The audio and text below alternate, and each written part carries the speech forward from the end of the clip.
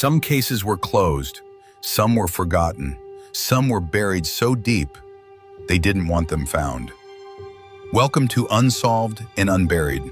This is where cold cases are dragged back into the light, the forgotten, the dismissed, and the deliberately ignored. Cases the system failed, cases that were ruled closed but never truly solved, and cases that were solved but only after years of silence, suffering, and secrets. We dig where others stopped digging, we question what others accepted, and we give a voice to the victims who were silenced by killers, by corruption, or simply by time. Every week, real cases, real evidence, real answers, and real questions that still keep people up at night. If you believe the truth doesn't have an expiration date, subscribe to Unsolved and Unburied, because some stories don't end with an arrest. Some end with us.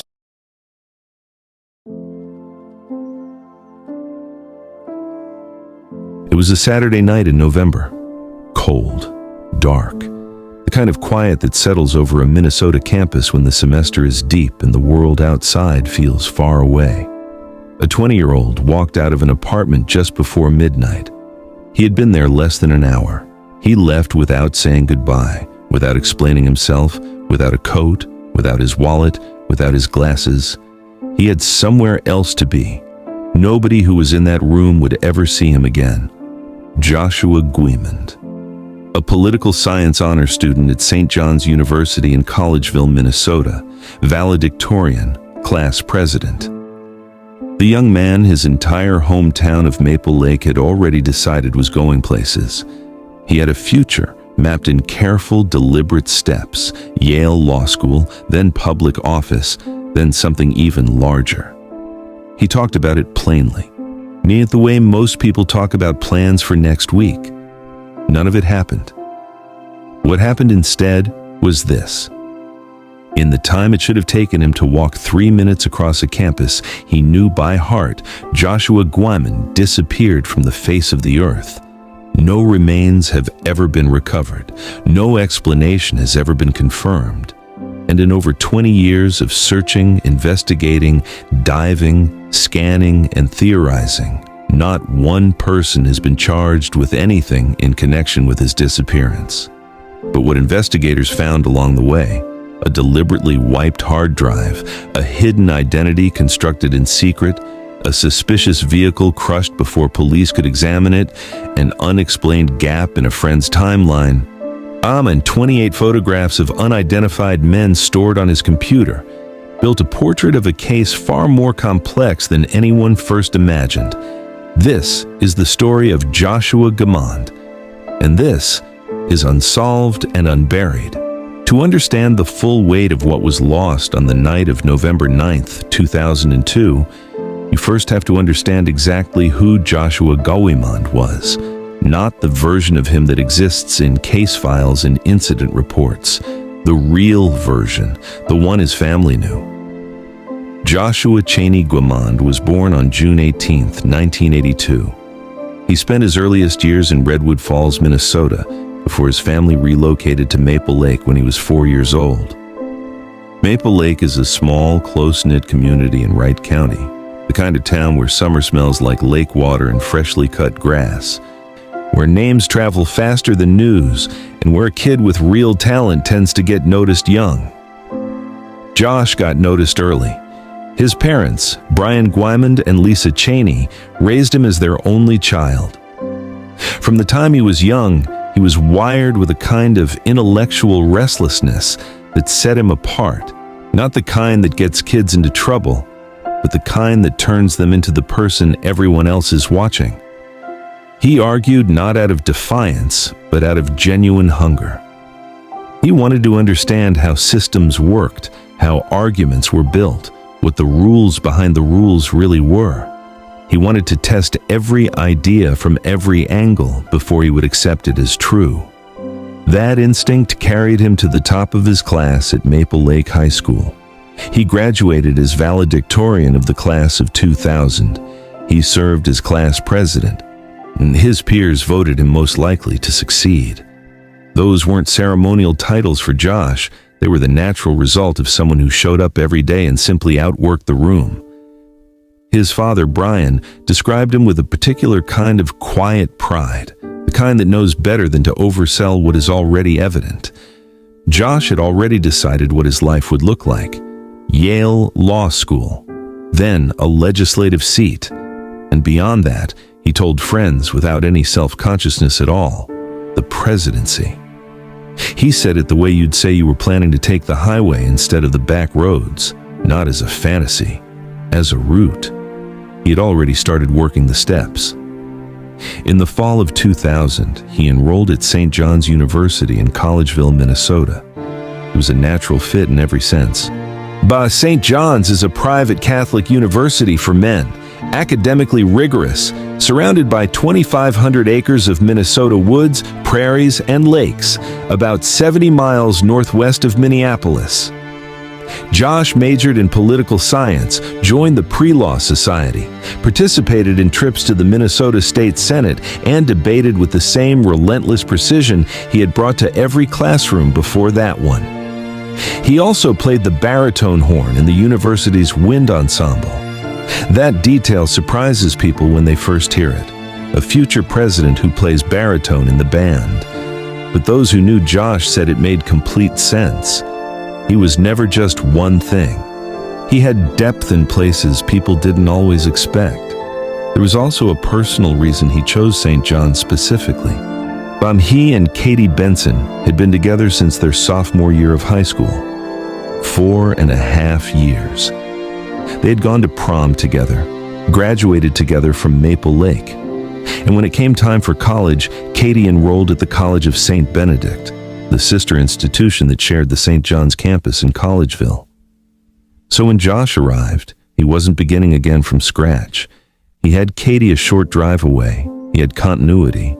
He had something familiar to carry with him into something new. And he had Nick Hidakovich. Nick was 1 year ahead of Josh at St. John's, also a political science major, also destined for a career in law. The two became roommates, and then something closer than that. The kind of friendship built not on shared circumstances, but on recognizing a version of your own ambition in someone else. They were co-captains of the mock trial team together. They shared the same professors, the same arguments, the same plans for what came after graduation. Nick Hidakovich would go on to become a practicing attorney. Josh Guimond was supposed to be right there beside him. By the fall of 2002, Joshua was a 20-year-old junior. Everything in his visible life appeared to be exactly where it was supposed to be.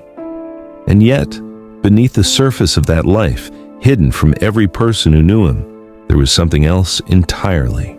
Something that wouldn't come to light until 6 years after he was gone. Saturday, November 9th, 2002. Josh and Nick had brunch together earlier that day. An ordinary Saturday morning, nothing to mark it as different from any other.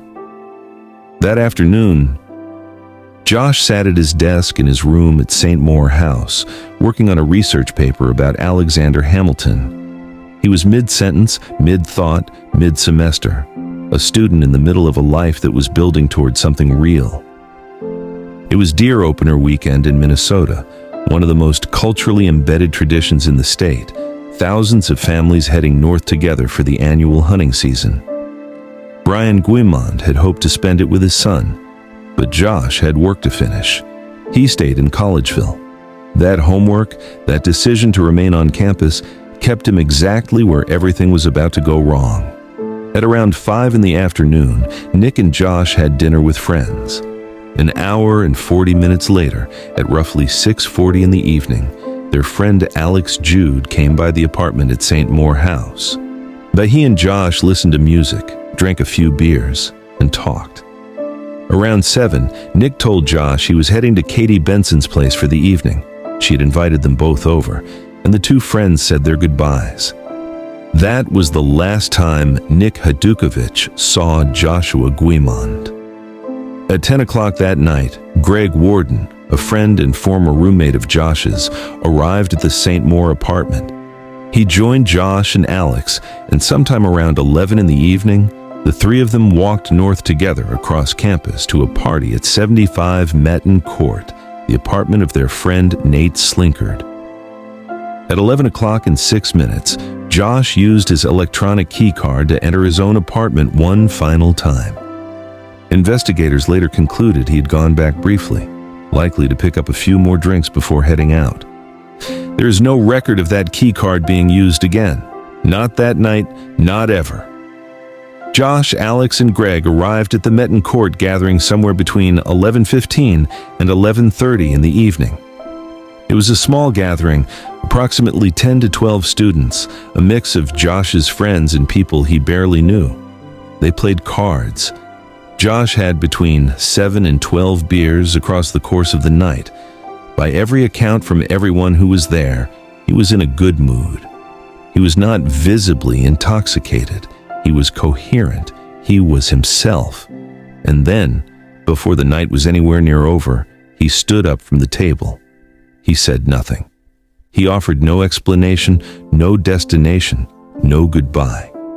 He had implied earlier in the evening to at least one person at the party that he had somewhere he needed to be. Whatever that place was, he kept it entirely to himself. He simply rose from his chair and walked out the door of Nate Slinkard's apartment at approximately 11:45 in the evening. No one in that room watched him go. Several of his friends assumed he had stepped into the hallway. When it became clear he wasn't coming back, they assumed he had gotten tired and walked home. The night continued. Nobody knew that Joshua Guimond had just walked out of their lives. The walk from 75 Metten Court back to Saint Maur House should have taken approximately 3 minutes. 3 minutes along a well-worn campus path on a cold November night. St. John's Road cuts between the two dormitory buildings, crossing a small footbridge that spans Stumpf Lake, a quiet body of water nestled near the heart of the campus. The bridge sits between the two dorms. Any student walking from Metten Court back to Saint Maur would cross it. It was a route Josh had taken countless times without a second thought. But somewhere on or near that bridge, on the night of November 9th into the early hours of November 10th, 2002, Joshua Guimond vanished. 2 witnesses have reported seeing a young man matching Josh's description on that bridge between 12:15 and 12:30 in the morning. Whether he was walking toward Saint Maur, whether he ever stepped off the other side, has never been confirmed. That sighting is the last record of Joshua Guimond anywhere on this earth. Back at Katie Benson's apartment at the College of St. Benedict, Nick Hajdukovic had been there all evening. Katie would later tell investigators that Nick left her place sometime around 1 or 1:30 in the morning. Nick, however, told authorities he didn't leave until approximately 2:30. Electronic records from his key card at Saint Maur House showed it was used at 2:42 in the morning. The drive between the College of St. Benedict and St. John's University takes roughly 7 to 10 minutes. If Katie's timeline was accurate, if Nick left at 1:30, then more than an hour remained unaccounted for between his departure from her apartment and his return to the dorm. Nick Hajdukovic has denied any involvement in Joshua's disappearance. He was never named a person of interest, but he declined an invitation to take a polygraph examination. It was also reported by another resident of Saint Maur House that Nick and Josh had been heard arguing the night before the disappearance. The argument, according to that account, was about Katie Benson, specifically about the fact that Nick and Katie had begun spending time together romantically in the weeks after Josh and Katie's breakup. None of this has ever been substantiated as evidence of wrongdoing. These are facts in a case that has no confirmed facts about what happened. When Nick returned to Saint Maur House in the early hours of November 10th, Josh was not in their room. He didn't find the absence alarming. It was a Saturday night. Josh could still be at the party. He could have decided to stay out. College nights have a way of stretching. He went to sleep. Sunday morning arrived. Josh was still not back. That afternoon, mock trial practice. Josh Guimond, co-captain of the St. John's University mock trial team, did not show up. For anyone who knew Josh, that absence was not a detail. It was a statement. He did not miss mock trial. He treated it as a rehearsal for the life he intended to lead, with complete seriousness and absolute reliability every single time. Nick called Greg Warden, then Alex Jude. Had either of them seen Josh since the party the night before? No, not since he stood up from the table at 11:45 and walked out without a word. Campus security was contacted. The Stearns County Sheriff's Office was called. That Sunday evening, Brian Guimond was at home in Maple Lake when his phone rang. He later described the feeling before he even answered, that specific, formless dread that arrives before the news does. Not one of Josh's friends was on the line. Authorities were looking for his son. Brian knew immediately. Something was wrong. When investigators arrived at Saint Maur House that night to examine Josh's room, what they found told a quiet and definitive story. His coat was on the hook. His wallet was on the desk. His car keys were exactly where he always left them. His car sat undisturbed in its parking spot on campus. His glasses, the prescription lenses he needed to see clearly, were on the desk beside an unfinished research paper on Alexander Hamilton. The television in the room was still on. His AIM account showed he had not logged in for approximately 12 hours. His credit cards showed no activity after the night of November 9th. Not one transaction, not one withdrawal, anywhere, ever again, within 24 hours. The investigators had formally ruled out voluntary disappearance.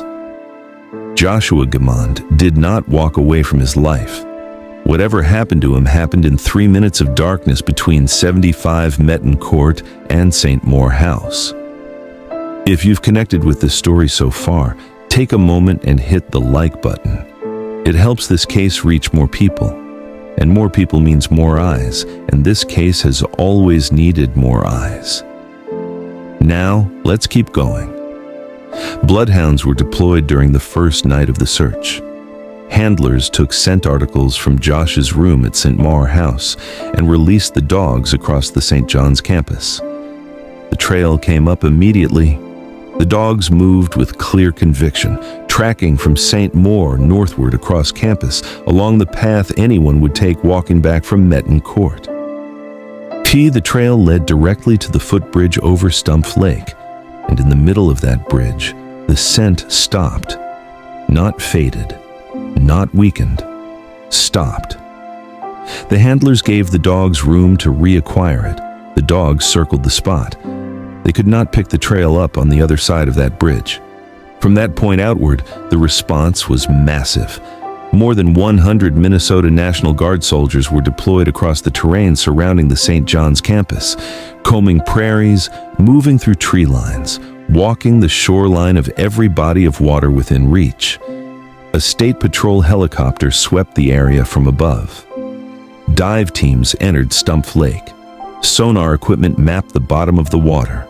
Hundreds of volunteers from St. John's and the College of St. Benedict moved through the fields in coordinated lines.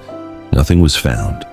No personal items, no sign of any disturbance, no physical evidence whatsoever indicating where Joshua Guimond had gone after stepping onto that bridge. The theory that rose fastest in the absence of any other answer was the water. The scent ended above the lake. The lake was directly below. Investigators theorized he may have fallen or been pushed from the bridge. Stumpf Lake has a maximum depth of approximately 36 feet, with most of its body sitting between 8 and 10 feet deep. It is not a vast or deep body of water. If a person had entered that lake, there would be something to recover. There was nothing. Brian Guimond grew increasingly frustrated with an investigation that, in his view, had locked onto the drowning theory too quickly and too completely, spending days focused on the water while other possibilities went unexplored. He pushed, he requested, he lobbied directly. Twice, he formally requested that authorities bring in the Trident Foundation, widely regarded as the premier water-based crimes investigative organization in the United States. The foundation eventually received permission from both St. John's University and Stearns County, and in May of 2003 conducted a thorough professional examination of all 3 lakes on the St. John's campus, including Lake Sagatagan to the south of Saint Maur House. They found nothing. The lakes were searched again in subsequent years using increasingly advanced technology.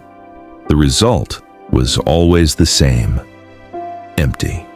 The official position eventually changed to match the evidence, or rather, the complete absence of it.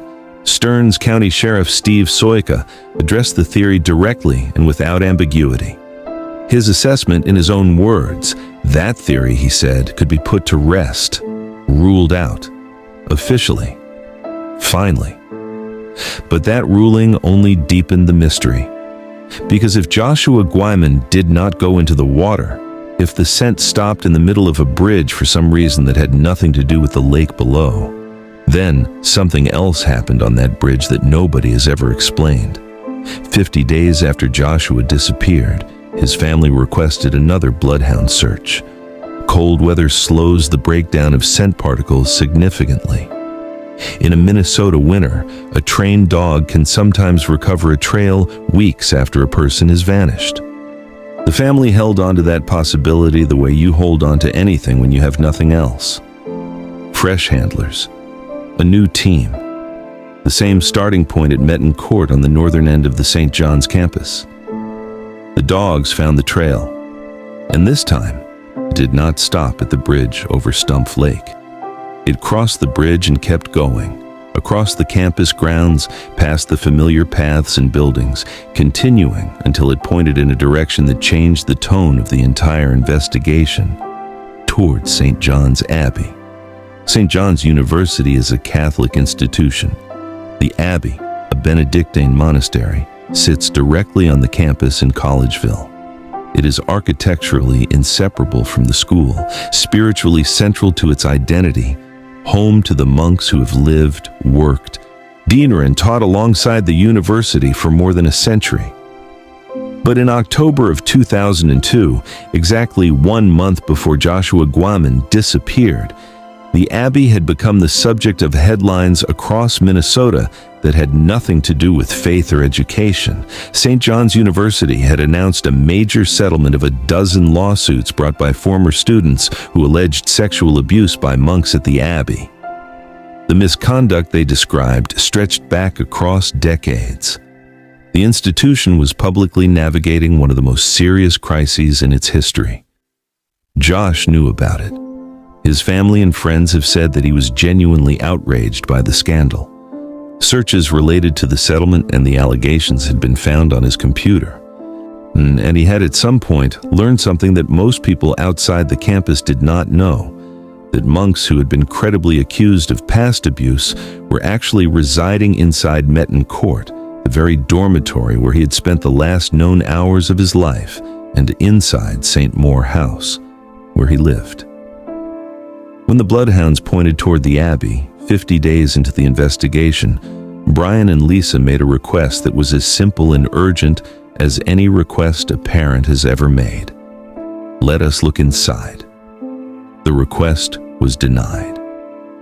Eventually, as public scrutiny grew and the pressure became undeniable, authorities were granted access to conduct a thorough search of the Abbey and its related structures on campus. Josh was not there. No evidence directly linking the Abbey or any of its clergy to his disappearance was found. In 2023, Sheriff Andrew Struffert confirmed publicly that the investigation into the Abbey had been thorough and that no credible evidence of a connection existed. No wrongdoing was established. But the closed doors, the initial refusal, the delayed access, have never sat comfortably with Brian Guimond. Not as proof of anything, as a wound that never quite healed in a case already full of them. And now we arrive at the part of this case that changes everything. Not adds to it, changes it. In the days following Josh's disappearance, investigators examined the computer in his room at Saint Maur House. What they found, or more precisely, what they found had been done to it, brought the investigation to a new and deeply troubling place. A data wiping program had been run on the machine. In 2002, the software of that kind did not operate automatically. It could not be scheduled in advance or triggered from another location. To run it, a person had to be physically seated at that computer, deliberately open the program, and manually execute it. Its function was explicit: permanently erase files, strip browsing history, overwrite stored data in a way specifically engineered to obstruct forensic recovery. And it had been run after Joshua Guimond was already missing. The room at Saint Maur House had not been immediately secured as a crime scene following the disappearance. There was no obvious reason at the time to treat it as one. That gap, that window of access, meant that anyone who knew the room, anyone who had ever been inside it or had reason to be there, could have walked in and done what was done to that computer. Investigators worked to establish exactly when the program had been executed and exactly who had initiated it. They were never able to confirm either. What they could establish with complete certainty was that the wiping occurred after Josh had vanished, which means a real person with deliberate intent and full understanding of what they were doing made the calculated decision to destroy Joshua Guimond's digital history at the precise moment when that history would have been the most valuable thing to the people trying to find him. That person has never been identified, has never been charged with anything, faces no consequence to this day. In 2008, 6 years after Josh disappeared, investigators reopened his hard drive using forensic tools that had not existed when the case began. Methods capable of recovering fragments of data from beneath layers of deliberate erasure. The Stearns County Sheriff's Office went back into the machine with fresh technology and fresh eyes. What they recovered fundamentally reoriented the direction of the case. Joshua Guimond had been using Yahoo Personals, not under his own name, not transparently. He had constructed multiple accounts across the platform, carefully built alternative identities, each serving a different purpose. One used his real first name. The others were built entirely around female personas, complete with invented usernames, invented details, invented selves. Using these profiles, he had been communicating privately with adult men while presenting himself as a woman. His recovered browsing history revealed interests and communities he had never discussed with anyone in the life that surrounded him. Investigators also found that Josh had shown interest in the creation of false identification. Based on the totality of what was recovered, investigators concluded that Joshua had been quietly exploring a side of himself he had sealed off completely from everyone who knew him. Not from Nick Hajdukovic, his closest friend and daily companion. Not from Katie Benson, who had known him since they were teenagers. Not from his parents, Brian Guimond and Lisa Cheney, who had raised him and known him for his entire life. Nobody in Josh's visible world had any idea this part of him existed. He had built two entirely separate lives and kept them perfectly apart. And now consider what that meant for someone like Joshua Guimond, a young man who understood ambition as architecture, who had planned his trajectory in careful steps, who was heading for Yale Law School and then public office, who understood at a political science level exactly what public scrutiny meant and what it cost a person in that kind of life to have something discovered rather than controlled. He was carrying something significant, completely alone. The people on the other side of those screens were the only ones who knew. That opened a new dimension to the investigation. A new question, the most direct one. Had Joshua arranged to meet someone that night? Was the silent exit from Nate Slinkard's apartment not rudeness, not restlessness, but secrecy? And had he implied to at least one person at the party that he had somewhere to be? And was that somewhere a meeting no one in his public life could know about? Records of his computer activity on November 9th showed him looking at movie listings and browsing casual content that afternoon. Nothing that suggested a pre-planned encounter, but the possibility of an unplanned connection, someone he had been talking to, someone local, someone who reached out that same evening, could not be ruled out. Detectives pulled campus security incident reports from 2002, looking for anything that might intersect with what they had recovered from Josh's hard drive. 2 reports stood out immediately and have never been fully resolved. But both described the same vehicle, an orange Pontiac Sunfire, documented on multiple separate occasions in a poorly lit, secluded area on the outskirts of the St. John's campus. This was a location known informally as a spot where people arranged private meetings, the kind of place someone used when visibility was exactly what they wanted to avoid. In the first incident, campus security officers approached the parked vehicle. A college-aged male stepped out of the passenger seat and ran. He was never identified. In the second incident, the same orange Pontiac Sunfire was stopped in the same area. Another young man was seated in the passenger seat. He was also never identified. In both cases, the driver told campus security the same thing. He was dropping off students. He was described as an older man. Law enforcement eventually located and questioned him. He gave the same explanation. His identity has never been publicly released. Investigators moved to examine the vehicle itself, to search for any trace, any material, any thread of physical evidence that might place it in connection with Joshua Guimond, or with anyone Josh had been communicating with through his online accounts. The Pontiac Sunfire had been crushed. It no longer existed. No forensic examination was ever possible. No evidence was ever found directly linking the driver to any of Josh's online profiles. But a vehicle associated with the late-night movement of college-aged men in a secluded area of the St. John's campus had been destroyed before investigators could look inside it. And while reviewing everything recovered from the hard drive, investigators found one final detail that has haunted this case ever since. Stored on Joshua Guimond's computer were photographs of 28 men. 28 individual images of men whose identities were unknown, saved on the machine of a 20-year-old who had vanished without explanation on a hard drive that someone had deliberately tried to destroy.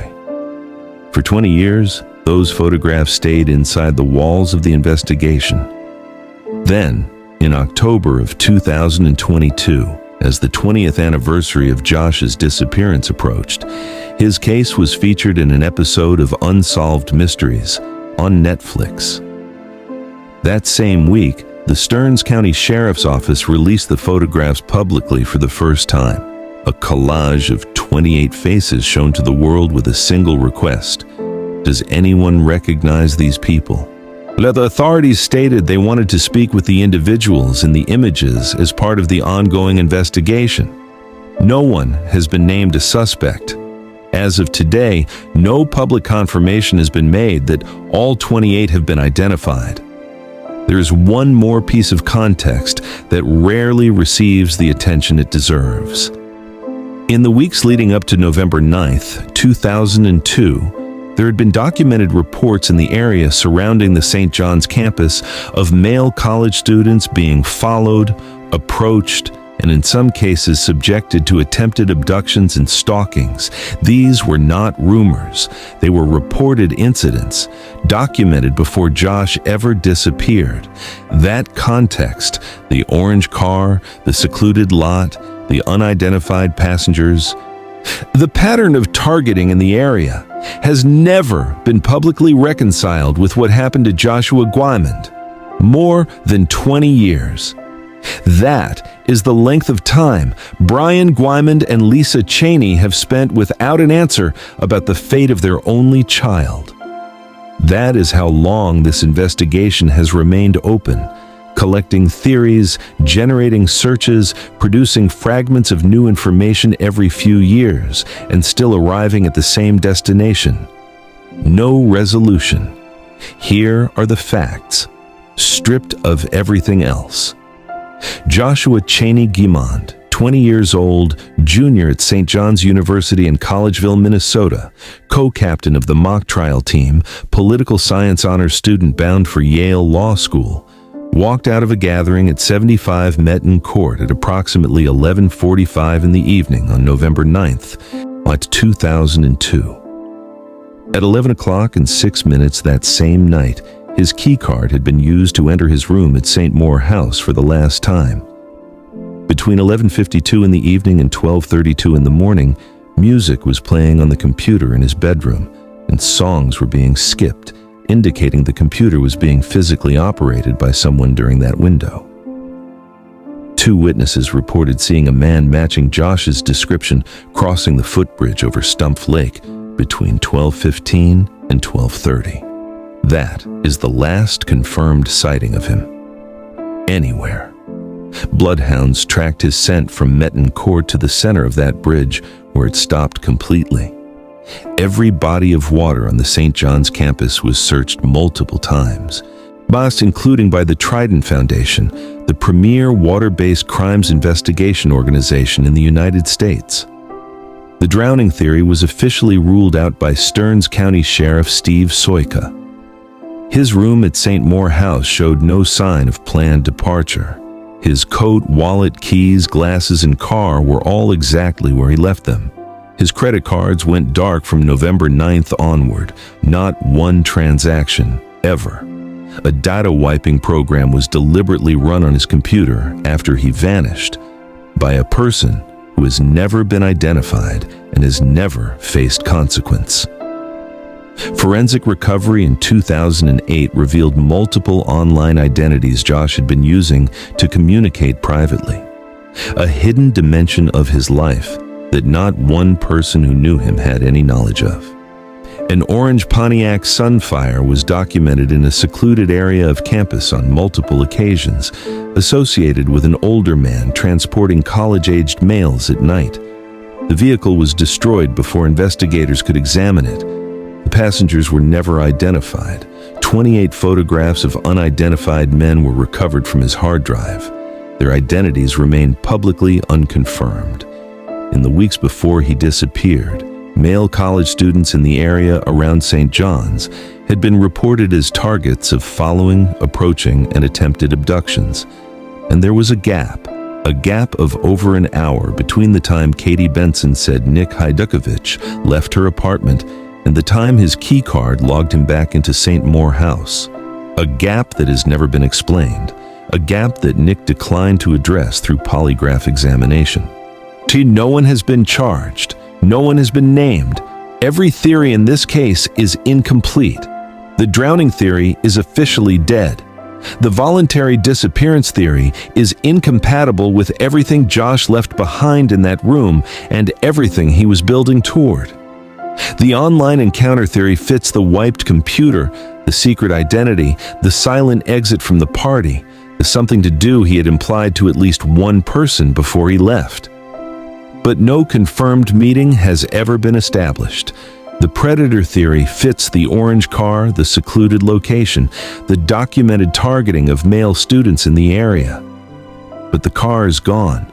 The passengers are unknown, and the driver's identity remains sealed. So this is where the narration ends and the question begins. Someone wiped that computer. That is a fact, not a theory, not speculation.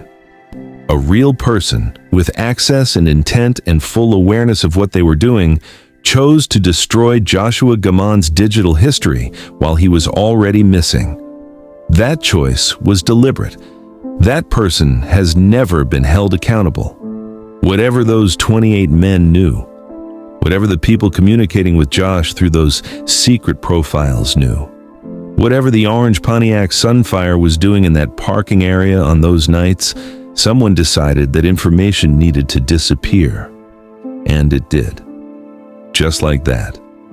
If you have any information, anything at all, about the disappearance of Joshua Guimond on the night of November 9th, 2002 in Collegeville, Minnesota, please contact the Stearns County Sheriff's Office. Investigator Andy Struffert can be reached at 320-259-3737. The case is active.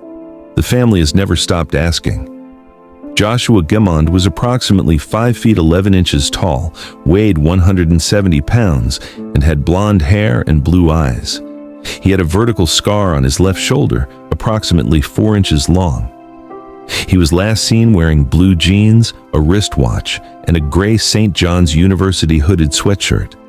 He was 20 years old. He was going to change things. If this case moved you, and it should, please share this video. Share it everywhere you can. Because awareness has always been the one resource this investigation has had too little of, and Brian Guimond and Lisa Cheney deserve more than silence and more than anniversaries without answers. Subscribe to Unsolved and Unburied so you never miss another case. Hit the notification bell. Drop your theory in the comments below, because the right person saying the right thing at the right moment is exactly how cases like this one finally break open. Joshua Guimond has been missing for over 20 years. Somewhere out there, someone knows why. This is Unsolved and Unburied, and the truth does not stay buried forever.